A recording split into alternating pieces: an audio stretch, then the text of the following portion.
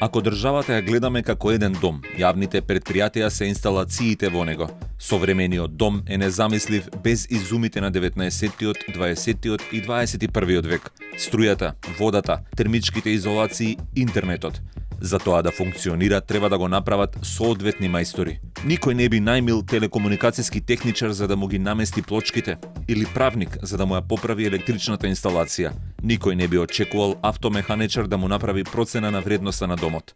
За жал, грижата за нашите посебни домови не се отсликува и кај грижата за нашиот заеднички дом. Тоа може да се види преку составите на управните и на надзорните одбори во јавните предпријатија. Теоретски, едно јавно предпријатие треба да го води управен одбор од стручни лица во областа, директор кој ќе ги извршува нивните одлуки и надзорен одбор од правници и од економисти што ќе внимава одлуките да бидат законски и во најдобар интерес на предпријатието и јавноста. Во пракса, најчесто ги водат директори како политички функционери, а управните и надзорните одбори се полнат со посетни партиски или други нестручни кадри кои се таму поради хонорарите од неколку илјади денари месечно, пари од граѓаните.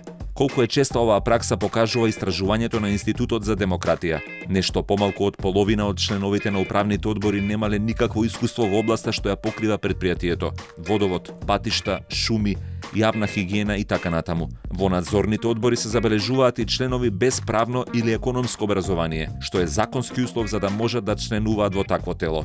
Значи, иако има услов, неговото неисполнување сепак се толерира. Што би било ако само дел од пилотите имаат пилотски тренинг? Не би сакале да помислиме, но тоа ни дава идеја зошто некои предпријатија летаат во погрешен или во недефиниран правец. Кога граѓаните не се задоволни од работата на предпријатијата, треба да знаат дека проблемот почнува од најгоре. А како да знаат кога постапките за избор на стотиците членови на одборите се целосно непознати? Како би ни било нам, кога некој друг на мистериозен начин би ни ги избрал мајсторите што ќе ни работат дома? Решението е во построги критериуми и во повеќе јавност. Со измени на Законот за јавни предпријатија треба да се постават минималните услови за членување во одборите како образование и искуство. Тоа е само првиот чекор кон подобрувањето. Следно е распишување јавен конкурс за кандидати, па формирање комисија што ќе треба да ги процени и да ги интервјуира.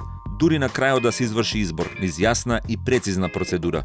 На јавноста треба да и се овозможи постојан увид кој се пријавил и кој и зошто бил избран. Потребна е и видеодокументација од интервјуата за уште подобар увид во одлуките за избор. Крајната цел е да се врати довербата на граѓаните во јавните предпријатија како дел од јавните институции. Без доверба не може да функционира една нормална демократија, но како и секоја друга доверба и оваа мора да се заслужи.